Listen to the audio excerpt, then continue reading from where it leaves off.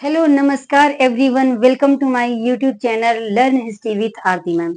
तो हम लोगों का चैप्टर क्या चल रहा था, टॉपिक था सिंधु घाटी सभ्यता। सिंधु घाटी सभ्यता के अंतर्गत हम लोग क्या पढ़ रहे थे, सिंधु घाटी सभ्यता के जो महत्वपूर्ण स्थल थे, जो एग्जाम की दृष्टि से बहुत इंपॉर्टेंट हैं, उनको हम पढ़ रहे थे। तो हमने अभी लास्ट लेक्चर में क्या पढ़ा था, हमने जो गुजरात के महत्वपूर्ण स्थल थे उनको पढ़ा। फिर इसके बाद में जो हरियाणा के महत्वपूर्ण स्थल थे उनको पढ़ा, और पंजाब में जो महत्वपूर्ण स्थल पाए गए थे उनको पढ़ा था। अब इसके बाद में जो है ना, तो ये जो 3 राज्यों में पाए जाते हैं क्या, सिंधु घाटी सभ्यता के स्थल, तो ये एग्जाम की दृष्टि से बहुत इंपॉर्टेंट रोल प्ले करते हैं। और आप उसको टाइम के साथ जैसे आप पढ़ते हो, इसके बाद में आप उसको रिवीजन जरूर करते रहिए। तो रिवीजन करते रहेंगे तो होगा क्या कि आपके माइंड से कोई भी इम्पोर्टेंट जो वस्तुएं प्राप्त हुई हैं वो आपके दिमाग से नहीं निकलेगा। तो इसलिए आपको क्या है कि टाइम के साथ रिवीजन जरूर करना है, और रिवीजन के साथ साथ हमारे चैनल को लाइक करना है, शेयर करना है और सब्सक्राइब करना है। ठीक है, आपका एक सब्सक्रिप्शन हमारे लिए या एक शेयर हमारे लिए बहुत बड़ा जो है ऊर्जावान होता है। तो आइए हम अपने समय को ना गवाते हुए हम किस तरफ चलते हैं, अपने चैप्टर की ओर चलते हैं। हमारा चैप्टर क्या है, सिंधु घाटी सभ्यता के प्रमुख स्थल। सिंधु घाटी सभ्यता के प्रमुख स्थलों में से आज हम क्या पढ़ने वाले हैं, सिंधु के प्रमुख स्थल। हमने क्या कहा था, आपको बताया था कि सिंधु घाटी सभ्यता 3 राज्यों में फैली, 3 देशों में फैली हुई थी। कौन कौन से, एक पाकिस्तान था, दूसरा अफगानिस्तान था और तीसरा क्या था, भारत था। तो जो इम्पोर्टेंट भारत के जो इम्पोर्टेंट चैप्टर हैं लगभग लगभग हम उसको कंप्लीट कर चुके हैं, और जो बचे हैं तो उनको इस वीडियो के माध्यम से हम उनको भी कंप्लीट कर देंगे। तो हम पढ़ने वाले हैं सिंधु के प्रमुख स्थल। हमने आपको बताया था कि सिंधु घाटी सभ्यता पढ़ने के लिए हमने जो है पाकिस्तान को 3 भागों में डिवाइड किया हुआ था। एक पंजाब प्रांत, जो कि वहीं पाकिस्तान में पाया जाता है। जो बीच वाला पार्ट था उसको किसमें, सिंध प्रांत के अंतर्गत हम लेकर के आए थे। और तीसरा जो नीचे वाला भाग था उसको क्या किया था, वो बलूचिस्तान के अंतर्गत आता है। तो आज हम जो पाकिस्तान के बीच वाला क्षेत्र है यानी कि सिंध, तो इस सिंध के प्रमुख स्थल जो सिंध में पाए गए हैं उनके बारे में वर्णन करने जा रहे हैं। तो सबसे पहले तो सिंध में जो है 4 प्रमुख स्थल हैं। कौन, 4 प्रमुख स्थल हैं, वो कौन कौन से हैं, एक है मोहनजोदड़ो, दूसरा क्या है, आमरी है, तीसरा क्या है, कोट दीजी, और चौथा क्या है, चन्नूदड़ो। 4 कौन कौन से हैं, मोहनजोदड़ो, आमरी, कोट दीजी और चन्नूदड़ो। अब ये चारों जो स्थल हैं, ये चारों सिंधु नदी के तट पर स्थित हैं। किसके तट पर स्थित है, सिंधु नदी के तट पर। हमने कल आपको पढ़ाया था लास्ट लेक्चर में, कल नहीं मीन्स कल के पहले का जो लेक्चर है, हमने आपको मोहनजोदड़ो हम आपको पढ़ा चुके हैं। आपके साथ हम चर्चा भी कर चुके हैं कि मोहनजोदड़ो कहाँ पर स्थित है, रावी नदी के किनारे, सॉरी सिंधु नदी के किनारे स्थित है। और मोहनजोदड़ो से क्या क्या महत्वपूर्ण चीजें पाई गई हैं, उससे भी उसके बारे में भी मैंने आपसे डिस्कस किया था। अगर आई होप आपने रिवीजन किया होगा तो जरूर आपके माइंड में रिवर्स कर रहा होगा कि मोहनजोदड़ो से कौन कौन सी वस्तुएं मुख्य रूप से पाई गई हैं। हमने आपको बताया था कि मोहनजोदड़ो सिंधु घाटी के किस तरफ स्थित है, तो मोहनजोदड़ो सिंधु घाटी के दाहिने तट पर स्थित है। किस तट पर स्थित है, दाहिने तट पर स्थित है। लेकिन ये चारों, अगर हमें मोहनजोदड़ो का डायरेक्शन पता है कि ये दाहिने तट पर स्थित है, तो क्या हमें ये जानना जरूरी हमारे लिए नहीं है कि जो आमरी है, कोट दीजी है और चन्नूदड़ो है, तो इनका ये सिंधु नदी के किस तट पर स्थित है, ये भी हमारे लिए जानना बहुत इंपॉर्टेंट हो जाता है। तो आइए हम आपको बता रहे हैं कि ये जो तीनों स्थल हैं ये किस तट पर, किस तरफ स्थित हैं, दाएं तरफ स्थित है या बाएं तरफ स्थित है। तो हमने जो है आपके लिए एक ट्रिक क्या बनाई है, सपोज दैट हमारा एक फ्रेंड है, तो मैं उससे पूछ रही हूँ, एक स्टोरी के माध्यम से आप समझिएगा, बहुत अच्छा लगेगा और आपके मेमोरी में लॉन्ग टाइम के लिए ये सेट भी हो जाएगा और कंफ्यूजन की स्थिति खत्म हो जाएगी कि सिंधु नदी तो आप बता देंगे, लेकिन अगर दायां पूछता है तो दायां कौन सा है और बायां कौन सा है। तो हमने आपके लिए एक स्टोरी क्रिएट की है। सपोज दैट हमारा एक फ्रेंड है, ओके। तो वो मेरा फ्रेंड है, मैंने उससे पूछा क्या कर रहे हो आप, उसने कहा मैं एमए कर रहा हूँ। क्या कर रहा हूँ? एमए कर रहा हूँ। तो मैंने पूछा किस सब्जेक्ट से, तो उसने कहा हिस्ट्री से। मैंने कहा अच्छा चलिए, फिर तो हिस्ट्री तो आपकी स्ट्रांग हो गई। बोलेगा कहाँ दीदी, हिस्ट्री हमारी स्ट्रांग कहाँ है, इतने कंफ्यूजन है उसमें, इतने हिस्ट्री में इतने कंफ्यूजन पॉइंट्स हैं कि मेरे तो भेजे में ही नहीं चढ़ता है कि हिस्ट्री पढ़ूं तो कैसे पढ़ूं। तो हमने उसको सलाह दिया, अच्छा आप एमए कर रहे हो, अगर एमए कर रहे हो तो आप केसी श्रीवास्तव हिस्ट्री के जाने माने राइटर हैं, जिन्होंने जो प्राचीन इतिहास लिखा है। तो केसी श्रीवास्तव की बहुत महत्वपूर्ण पुस्तक है, जो कि लगभग लगभग जो भी सिविल की तैयारी करता है या फिर टीजीटी पीजीटी में लगा हुआ है, तो हर एक स्टूडेंट्स के पास केसी श्रीवास्तव की पुस्तक होगी। तो मैंने उसको क्या सजेस्ट किया, अच्छा एमए कर रहे हो, एमए कर रहे हो तो आप केसी श्रीवास्तव की पुस्तक ले लीजिए और उससे आप अपने सारे जो फैक्ट है उनको क्लियर कर दीजिए। तो इसी पर हमारी ट्रिक टिकी हुई है। क्या हमने, वो क्या कर रहा था, एमए कर रहा था। क्या कर रहा है, एमए कर रहा है। और हमने उसको सजेस्ट क्या किया कि आप केसी श्रीवास्तव की जो है पुस्तक ले लो और उसको पढ़ो। तो हमने जो है क्या, यहाँ से बीच से ये जो है हमने क्या, कौन सी नदी निकाली, सिंधु नदी निकाली। इस सिंधु नदी का उद्गम स्थल हमने यहाँ से बनाया और हमने आपको क्या बताया है कि हम किसी भी चीज की डायरेक्शन यानी दायां और बायां हम कैसे क्लियर करते हैं कि जो उद्गम स्थल है, उद्गम स्थल की ओर अपनी पीठ करके खड़े हो जाइए और वो जो नदी जिस डायरेक्शन में जा रही है उस तरफ अपना मुंह कर लीजिए। जिस तरफ दाहिना आएगा वो दायां होगा और जिस तरफ बायां हाथ आएगा वो बायां होगा। क्लियर हो गया।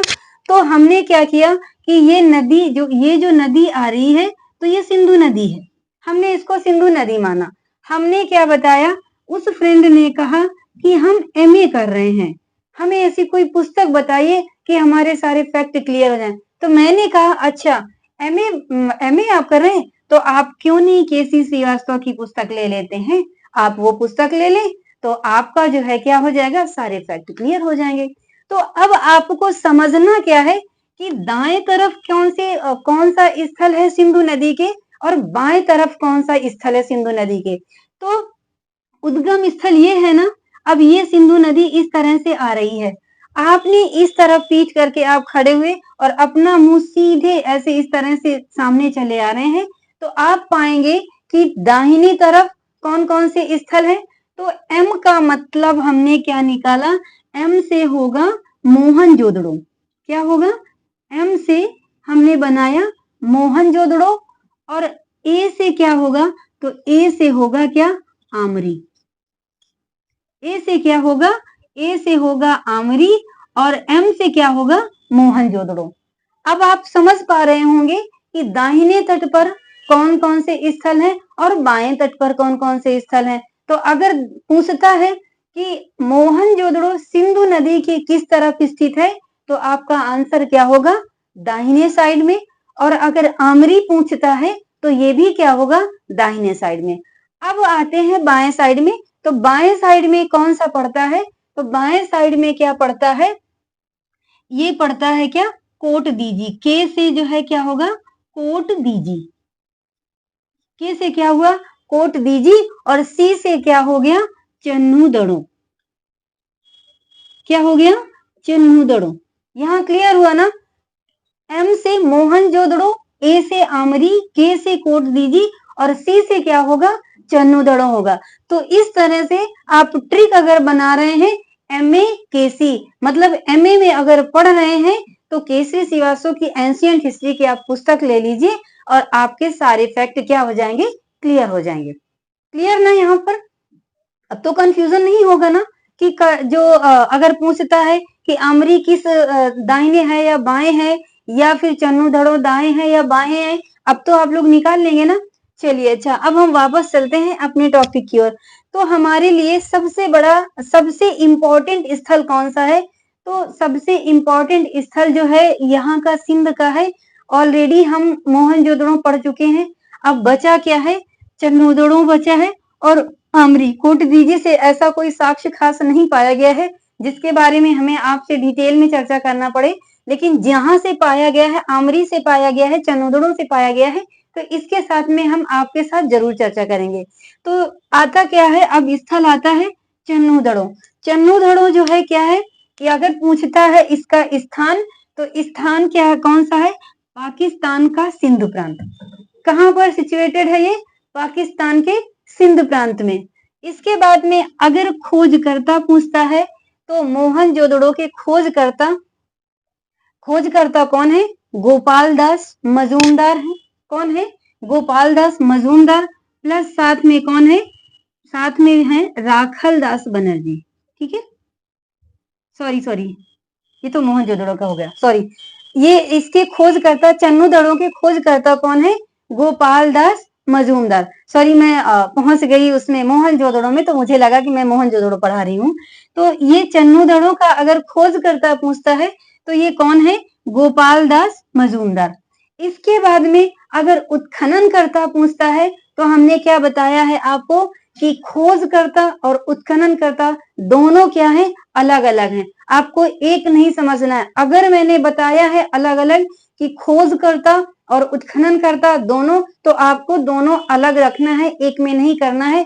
ये नहीं सोचना है कि चाहे खोजकर्ता पूछे चाहे उत्खनन करता, बात एक ही है, एक नहीं है। ये आपको क्लियर रखना है।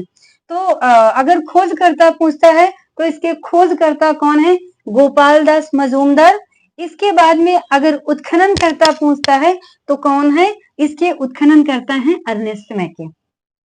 अब हम पहुंचते हैं, अगर क्वेश्चन पूछता है आयोग कि जो चन्नोदड़ो है ये किस नदी के किनारे स्थित है, आपको मैंने ट्रिक के माध्यम से बता दिया है कि किस नदी के किनारे स्थित है। तो वो नदी कौन सी है? सिंधु नदी। सिंधु नदी का किस दाहिने साइड है या बाएं साइड है? आप इस चीज से आपको भी बहुत अच्छे से आप वाकिफ हो चुके हैं कि दाएं साइड है या बाएं साइड है। आई होप आप निकाल लेंगे। अब हम कहाँ पहुंचते हैं? इसके साक्ष्य। साक्ष्य हमारे लिए बहुत इंपॉर्टेंट हो जाते हैं कि कौन सा साक्ष्य कहाँ से पाया गया है। तो अगर ये चन्नोदड़ो से किस किस चीजों के साक्ष्य पाए गए हैं, तो साक्ष्य की ओर हम बढ़ते हैं। तो यहाँ से सबसे पहले क्या पाया गया है? वक्राकार ईंट का साक्ष्य। क्या पाया गया है? वक्राकार ईंट का साक्ष्य। वक्राकार आई हो आप लोग समझते होंगे, जैसे कोई गोल चबूतरा बनाने के लिए जिन ईंटों का प्रयोग किया जाता है वो इस तरह से बनी होती है ना। ये ऐसे इस तरह से बनी होती हैं। ये कौन सी ईंटें होती हैं? वक्राकार। मैंने ज्यादा कर दिया, ये ऐसे बनी हुई होती हैं। ये क्या है? वक्राकार ईंटें हैं। तो यहां से क्या पाया गया है? वक्राकार ईंटों का साक्ष्य पाया गया है। इसके बाद में क्या पाया गया है? बांट का माप। ठीक है, एक बांट रखते थे किसी भी सामान को तोलने के लिए, तो उसका एक मानक रखा था। तो यहाँ से क्या पाया गया है? बांट माप का भी साक्ष्य पाया गया है। क्लियर ना? इसके बाद में मनका बनाने का कारखाना भी अगर पूछता है तो ये कहाँ से पाया गया है? ये चन्नोदड़ो से पाया गया। मनका समझते हैं ना आप? वही जो छोटा सा गोल गोल सा होता है, तो वो मनका होता है। तो अगर मनका बनाने का कारखाना पूछता है तो वो कहाँ से पाया गया है? वो चन्नोदड़ो से पाया गया है। इसके बाद में क्या है? पकी मिट्टी की बनी नाली का साक्ष्य। किसका? पकी मिट्टी की बनी नाली का साक्ष्य। कल मैंने आपको बताया था कि यहाँ से नाली का साक्ष्य पाया गया है, लेकिन किसकी बनी है? पकी मिट्टी की बनी हुई है। कल आई होप आप लोगों को याद होगा कि हमने पूछा था कि लकड़ी की नाली का साक्ष्य कहाँ से पाया गया है। तो आपका आंसर क्या होगा? आपका आंसर होगा कालीबंगा।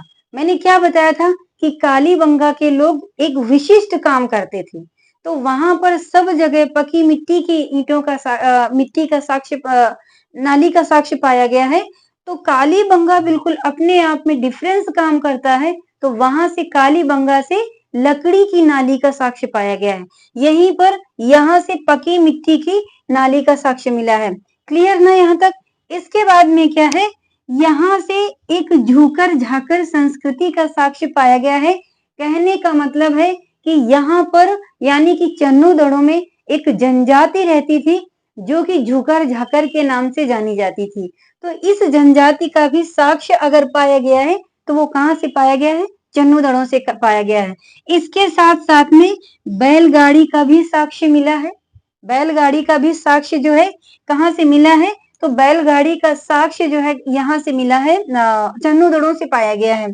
ठीक है। इसके बाद में इक्का गाड़ी का भी साक्ष्य मिला है। इक्का गाड़ी अगर पूछता है तो इक्का गाड़ी का साक्ष्य कहाँ से मिला है? चन्नू दड़ों से मिला है। और एक चीज और पाई गई है, क्या पाई गई है कि कांसे का भाला फेंकता सिर रहित पुरुष का धड़। मतलब कि एक पुरुष है और उस पुरुष का ये इतना सर नहीं है और वो कर क्या रहा है?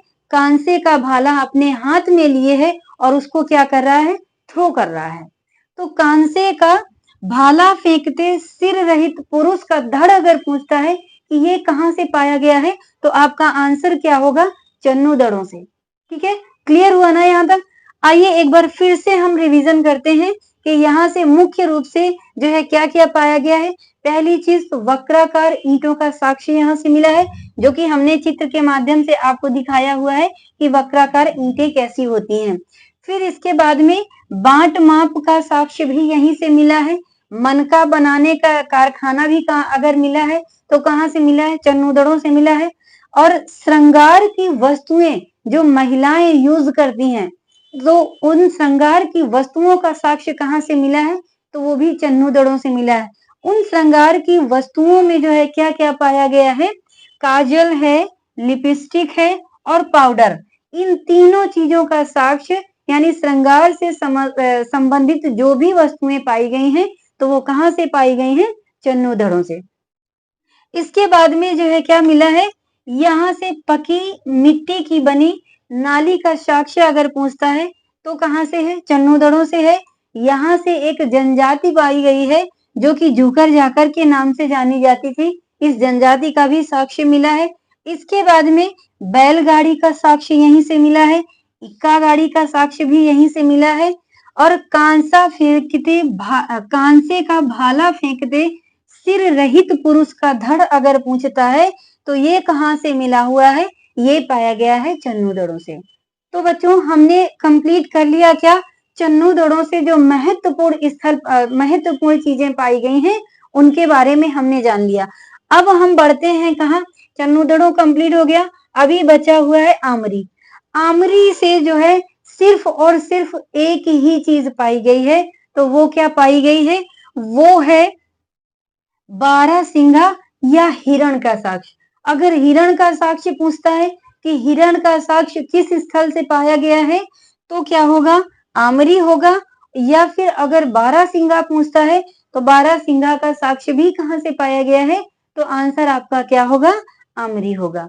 इस तरह से हमने क्या कंप्लीट किया? जो सिंधु नदी के किनारे जो महत्वपूर्ण स्थल थे या सिंधु के प्रांत में जो महत्वपूर्ण स्थल थे उनके बारे में हमने आपसे चर्चा किया।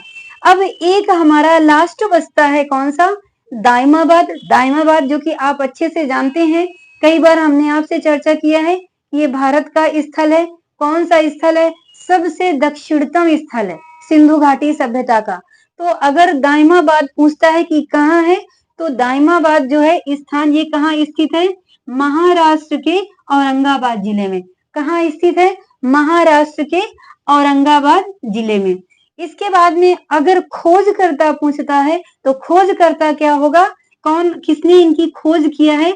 तो एक बोपर्डिकर महोदय थे जिन्होंने जो है इसकी खोज की। किसकी? दाइमाबाद की खोज की। इसके बाद में क्या है? अगर नदी पूछता है तो नदी कौन सी है? नदी होगी गोदावरी नदी की सहायक एक नदी थी, प्रवरा नदी। कभी कभी एग्जाम में सिर्फ और सिर्फ प्रवरा नदी देता है और कभी कभी क्या करता है, स्टूडेंट को कंफ्यूज करने के लिए जो है सिर्फ और सिर्फ गोदावरी दे देता है।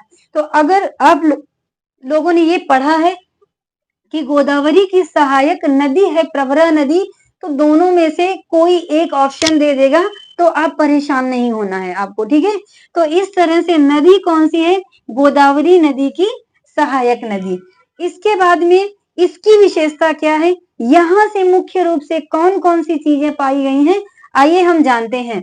तो इसकी विशेषता में सबसे पहली चीज, तो यहाँ से क्या मिला है, कांसे का रथ मिला है।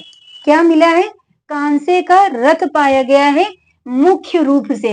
इसकी एक बहुत बड़ी उपलब्धि है और इसी वजह से ये दाइमाबाद जाना जाता है। दाइमाबाद दो कारणों से जाना जाता है।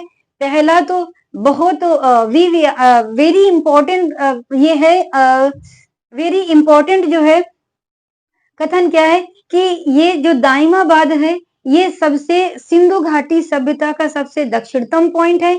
दूसरा क्या है कि यहाँ से कांसे का रथ मिला है जिसमें कि एक अर्धनग्न पुरुष चला रहा है और इस रथ में जो है कितने बैल जुते हुए हैं, 2 बैल जुते हुए हैं। कितने जुते हुए हैं, 2 बैल।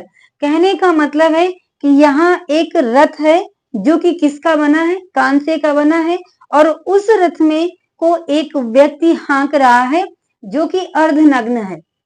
इसके बाद में क्या है, इसके साथ साथ में 2 बैल इसमें जुटे हुए हैं। तो इसलिए जो है दाइमाबाद से जो ये उपलब्धि मिली तो ये भी अपने आप में बहुत इंपॉर्टेंट रोल प्ले करती है। इसके बाद में यहाँ से क्या मिला है, यहाँ से एक भेड़े की मूर्ति भी प्राप्त हुई है। क्या प्राप्त हुई है, भेड़े की मूर्ति। तो उपलब्धि के रूप में यहाँ पर 2 चीजें मुख्य रूप से पाई गई। कौन सा, एक कांसे का रथ जिसको अर्धनग्न पुरुष हाँक रहा है और जिसमें कि 2 बैल जो है क्या हुए हैं, जुटे हुए हैं। और दूसरी उपलब्धि क्या है कि यहीं से भेड़े का भी साक्ष्य मिला है। क्लियर हुआ ना। अब जो है सबसे बड़ी चीज हमने क्या कंप्लीट किया, दाइमाबाद।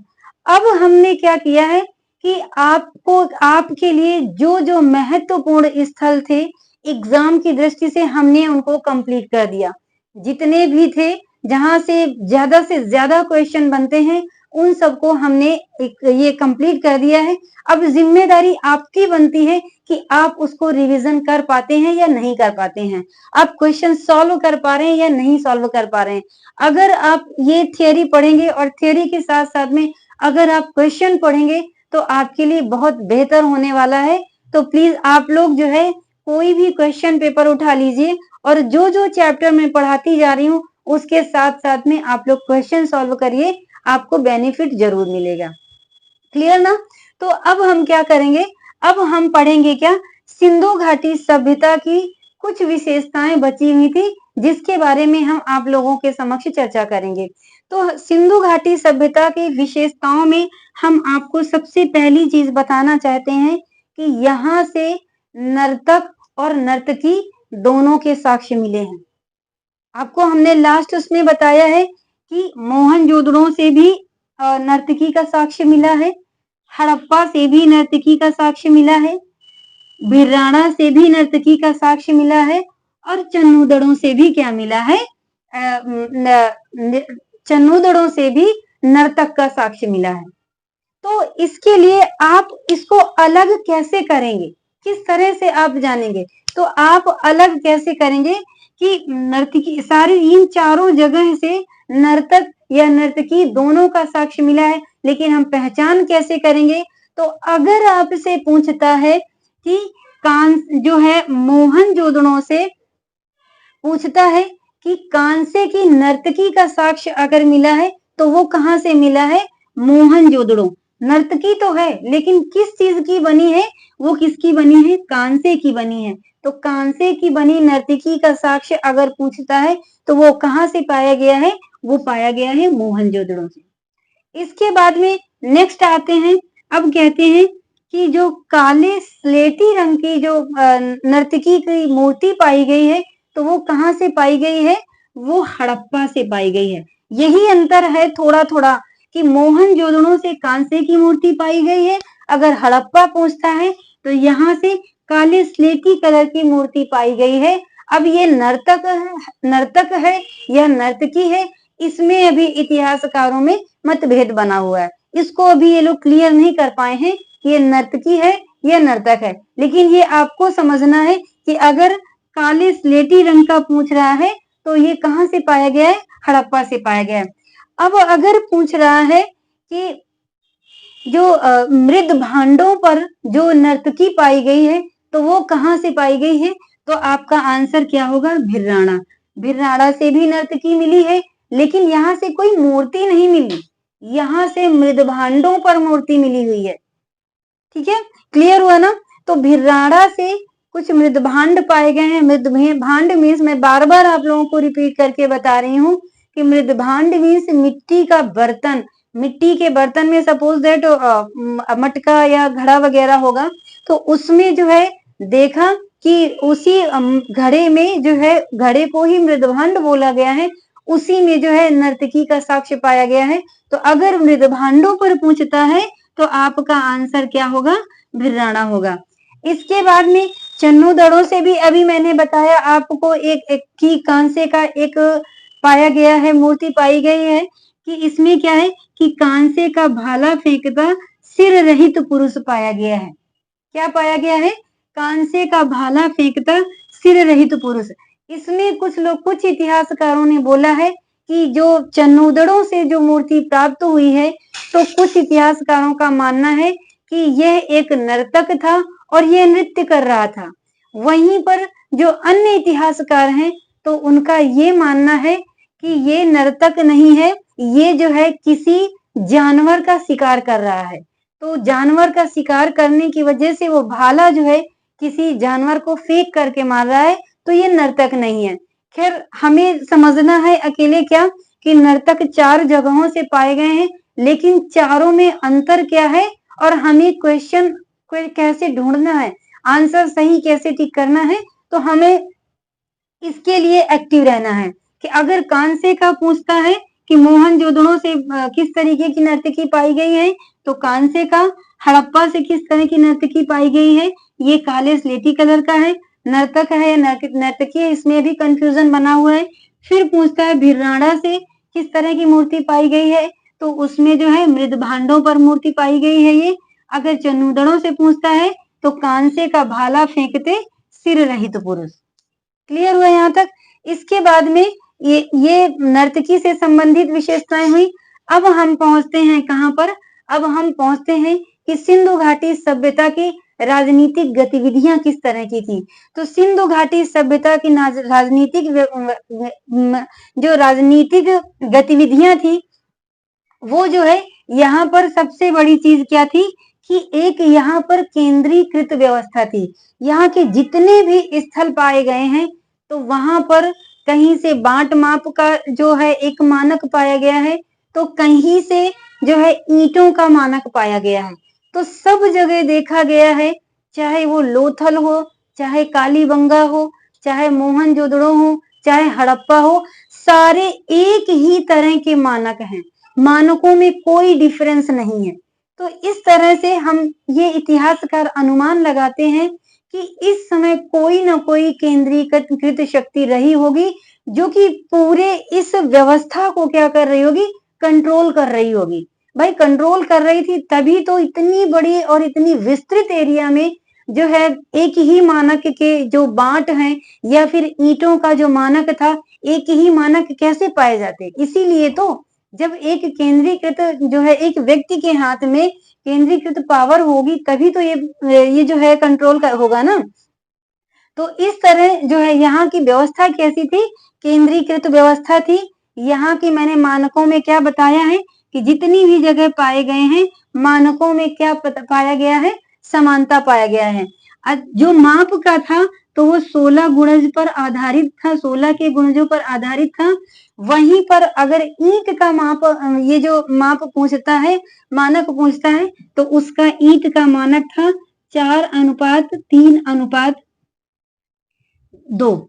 4:3:2 कहने का मतलब है कि 4 जो है इसकी लंबाई थी, 3 जो है इसकी ऊंचाई थी और 2 जो है क्या थी? 2 इसकी जो है गहराई थी। ठीक है, तो इस तरह से जो है क्या है, मानकों में भी समानता पाई गई है। इसके बाद में क्या आता है कि कुछ इतिहासकारों में इनमें विवाद भी है।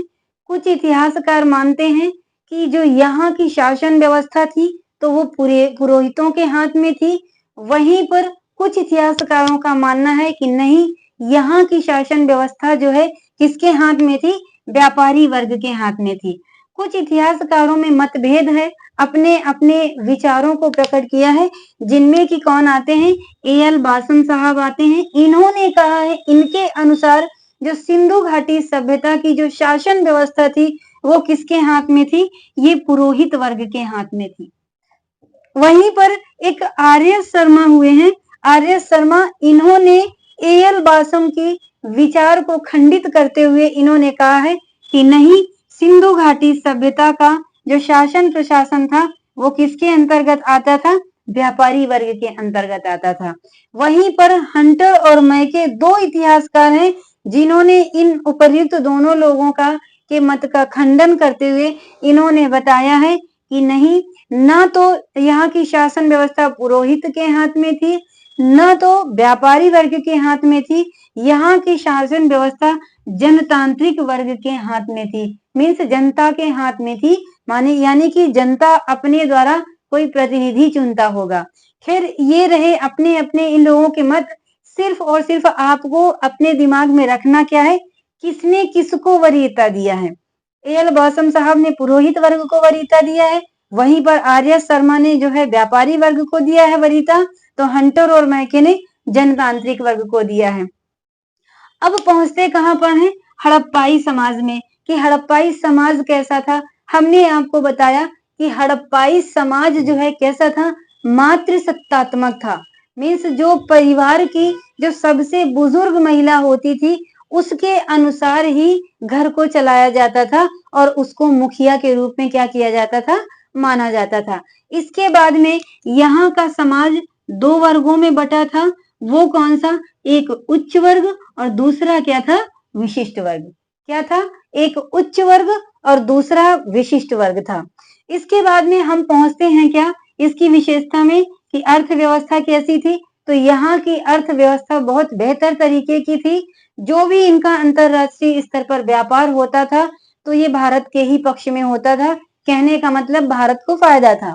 इनका किस पर टिकी हुई थी? सबसे पहली चीज तो कृषि पर भी टिकी हुई थी और व्यापार पर भी टिकी हुई थी और पशुपालन पर भी टिकी हुई थी। अब हम बात करते हैं कि पशुपालन पर मेन रूप से ये किन किन पशुओं को जो जानते थे, किस पशुओं से परिचित थे, तो ये लगभग लगभग सारे पशुओं से परिचित थे। जैसे कि गाय है, ऊंट है, घोड़ा है और बकरी है, भेड़ा है, सारे ये जितने भी आज के टाइम पर हैं इन सारे पशुओं से जो है क्या थे? परिचित थे। एक यहाँ की विशेषता ये है कि गाय तो यहाँ पर जब सीधी सी बात है, इनका जो पवित्र पशु था वो कौन था? डीह वाला बैल, यानी कि जो सींग वाला बैल होता था इनका पवित्र पशु था। तो जाहिर सी बात है कि जब पवित्र पशु बैल था तो जब बैल था तो गाय जरूर होगी। ऐसा पॉसिबल ही नहीं है कि गाय ना हो और बैल हो। तो हम इसलिए बता रहे हैं क्योंकि यहाँ पर सारे मोहरों में, यानी कि जो अन्य पशु हैं, जितने पशु हैं, तो इन पशुओं के हड्डियों के अस्थि पंजर पाए गए हैं, ठीक है, और अन्य उसके अस्थि पंजर भी पाए गए हैं। लेकिन एक गाय और ऊंट और घोड़ा, ये तीन ऐसे पशु हैं जिनके अस्थि पंजर तो मिले हैं, लेकिन इनका किस पे अंकन नहीं किया गया है? मोहरों पर अंकन नहीं किया गया। मोहरों पर सर्वाधिक अंकन अगर किया गया है तो वो किसका किया गया है? जो डीह वाला बैल था, यानी जिसको सींग होती थी और कुंवर सा जिस बैल को जो है निकला रहता था, उनको ये लोग क्या मानते थे? अपना पवित्र पशु मानते थे और उसको क्या करते थे? वरीयता भी देते थे। तो इस तरह से जो है इनका जो व्यापार था किस पर टिका हुआ था? अर्थव्यवस्था किस पर टिकी हुई थी? पशुपालन पर भी टिकी हुई थी और कृषि पर भी इनका जो है इनकी अर्थव्यवस्था टिकी हुई थी। तो ये लोग क्या करते थे?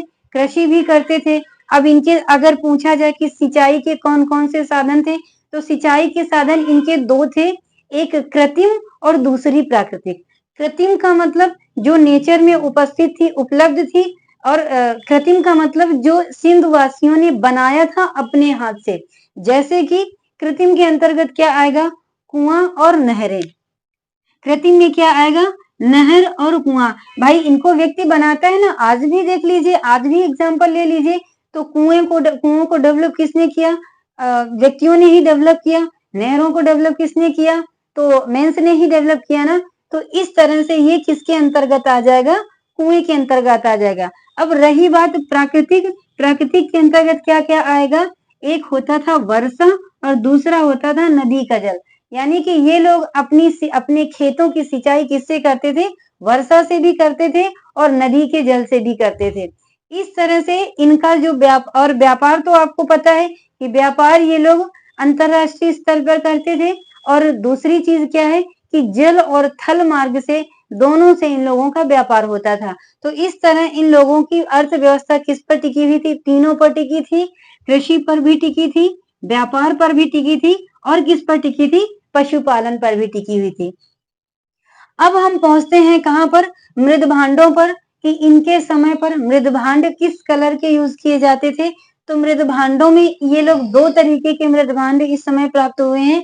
एक चित्रित धूसर मृद भांड और दूसरा क्या? लाल काला मृद भांड। लाल काला मृद भांड जो है हड़प्पा स्थल पर पाया गया है, जिसमें कि आपको पता है मृद भांड तो वैसे भी रेड कलर का होता है, उस पर जो है इन्होंने ब्लैक कलर का अंकन किया हुआ है। ठीक है। इसके बाद में क्या है? चित्रित धूसर मृद भांड। मैंने क्या बताया था चित्रित धूसर मृद भांड में? कि जो मृद भांड है वो है, उसमें जो है कुछ चित्र बनाया गया है, लेकिन वो क्या है? क्लियर नहीं दिख रहा है, धुंधला है। तो इस तरह से क्या होता था? चित्रित धूसर मृद भांड था। अब इसके बाद में क्या आता है? नगर नियोजन। नगर नियोजन के अंतर्गत हमने आपको पहले ही बताया हुआ है कि इन लोगों ने अपने नगरों को दो भागों में बांट रखा था, पूर्वी टीला, पश्चिमी टीला। पश्चिमी टीला में ये लोग क्या करते थे? रक्षा प्राचीर बनाते थे। किंतु कालीबंगा एक ऐसा स्थल है जहां पर जो है क्या मिला है? कालीबंगा से जो है अलग अलग अलग दुर्गों में अलग अलग रक्षा प्राचीर थी। ये अपने आप में कालीबंगा के वासियों की अपनी विशेषता थी। वहीं पर जो है धौलावीरा था। धौलावीरा में इन्होंने क्या किया था? इन लोगों ने जो है क्या किया था कि उसको धौलावीरा के नगर नियोजन में इसको 3 भागों में बांट रखा था। ठीक है। इसके बाद में हमने एक चीज और बताई थी कि लोथल का जो नगर नियोजन था, तो उसमें एक ही रक्षा प्राचीर में पूर्वी टीला और पश्चिमी टीला दोनों को घेरा घेरा कर रखा था। ठीक है। तो इस तरह से इनकी क्या होती थी? नगर नियोजना होती थी। इसके बाद में यहाँ की और क्या विशेषता है कि ये लोग पंक्तिबद्ध, मतलब एक ही लाइन में ये लोग क्या बनाते थे? भवनों का निर्माण करते थे। अगर ईंटें पूछता है तो ईंटें तो आपको पता है कि ईंटें पक्की यूज करता था, जो पक्की ईंटें थी वो बनाता था। इसके बाद में अपवाद अकेले क्या है? कच्ची ईंटों का। कालीबंगा एक ऐसा स्थल है जहां पर कच्ची ईंटों के यूज करने का साक्ष्य मिला है। कौन सा है? कालीबंगा। बाकी जितने भी स्थल हैं, जितने भी स्थल पाए गए हैं, इन सारे स्थलों पर जो है किस तरीके की पक्की ईंटों का प्रयोग किया गया है। राइट ना? क्लियर हुआ? एक और क्या विशेषता थी कि इस सिंधु घाटी वासियों के लोगों के जो खिड़की होती थी और दरवाजे होते थे, वो सड़क की ओर नहीं खुलते थे, वो अपोजिट दिशा में खुलते थे। आज की तरह नहीं कि जिसने रोड के ऊपर घर बना लिया तो सारे लोग जो है रोड पे ही अपना कब्जा कर लिए, अपना जो दरवाजा खिड़की सारा उसी तरफ ओपन कर लिया, इसके बाद में अपना व्यवसाय चलाने लगे और फिर आए दिन ट्रैफिक लगा रहता है। तो इस तरह से नहीं था सिंधु घाटी वासियों के लोगों में। ये लोगों के समय में जो खिड़की खुलती थी वो पीछे की ओर खुलती थी, खिड़की और दरवाजा दोनों। और इन लोगों के घर में कैसे बने होते थे? घर में आंगन भी होता था, इसके बाद में कमरे भी बने होते थे, शौचालय भी थे। और दूसरी चीज क्या है? मोहनजोदड़ो एक ऐसा स्थल है जहां पर प्रत्येक घर में, हर एक घर में जो है कुएं का साक्ष्य पाया गया है। कहां से? मोहनजोदड़ो से। मोहनजोदड़ो एक ऐसा स्थल है जहां से प्रत्येक घर से कुएं के साक्ष्य पाए गए हैं। तो ये रहा बच्चों आज का जो है हमारा लेक्चर जिसको हमने कंप्लीट किया। अब नेक्स्ट डे जो भी बची हुई विशेषताएं हैं उनको हम आपके समक्ष लेकर के आएंगे और इसके बाद में हड़प्पा सभ्यता के पतन के कारण क्या थे। तो पतन के कारण कई सारे थे, कई सारे इतिहासकारों ने अपना अपना मत दिया है। हम एक ही लोगों के मत का समर्थन नहीं कर सकते हैं, सभी इतिहासकारों ने अपना अलग अलग मत दिया है। तो इस तरह से हमने कंप्लीट किया क्या, जो हड़प्पा सभ्यता के जो महत्वपूर्ण स्थल थे उनको प्लस कुछ विशेषताएं भी हमने कंप्लीट की। अब कल जो हम लेकर के आएंगे तो बची हुई विशेषताएं प्लस हड़प्पा सभ्यता के पतन का कारण। इसके बाद में हम सिंधु घाटी सभ्यता को क्या कर देंगे, कंप्लीट करेंगे और इसके बाद हम एक न्यू टॉपिक लेकर के आएंगे जो कि हमने आपको सिलेबस में बताया हुआ है, उसको आप देख लीजिएगा। तो अब यही सब हम जो है यहीं पर अपने लेक्चर को रोकते हैं, मिलते हैं कल नए लेक्चर के साथ।